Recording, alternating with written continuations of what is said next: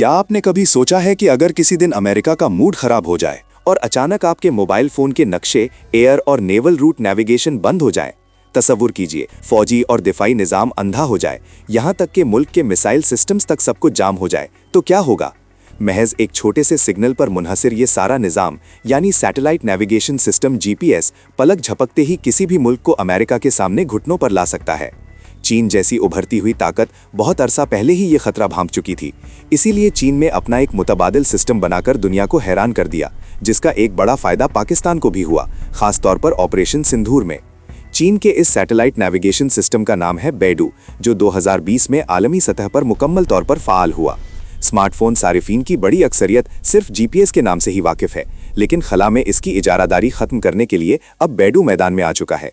याद रखिए, ये दोनों सिस्टम सिर्फ रास्ता दिखाने या नक्शा दिखाने के लिए नहीं, बल्कि दुनिया पर राज करने के लिए बनाए गए हैं।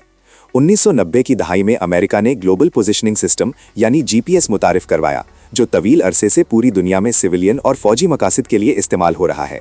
इसके 30 से ज़्यादा सैटेलाइट्स ज़मीन के गिर्द चक्कर लगा रहे हैं, लेकिन सबसे बड़ा मसला ये है कि जीपीएस मुकम्मल तौर पर अमेरिकी फ़ौज के कंट्रोल में है।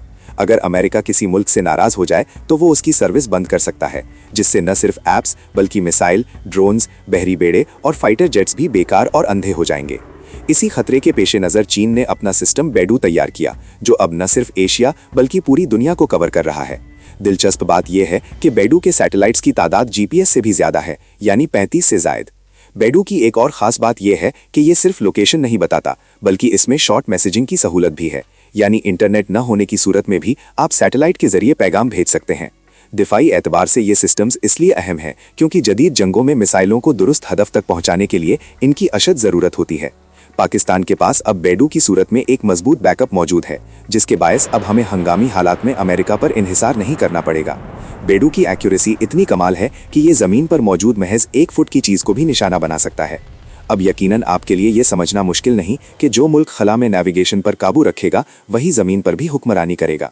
इसकी बेहतरीन मिसाल ऑपरेशन सिंदूर है, जहां बेडू जैसे सिस्टम को इस्तेमाल करते हुए दुश्मन को सही मायनों में टारगेट किया गया। अब सवाल ये है कि आने वाले वक्तों में स्पेस का बादशाह कौन बनेगा, बेडू या अमेरिकन जीपीएस? अपनी राय कमेंट्स में ज़रूर दें और ऐसी ही मज़ीद वीडियोज़ के लिए हमारे चैनल को सब्सक्राइब करें।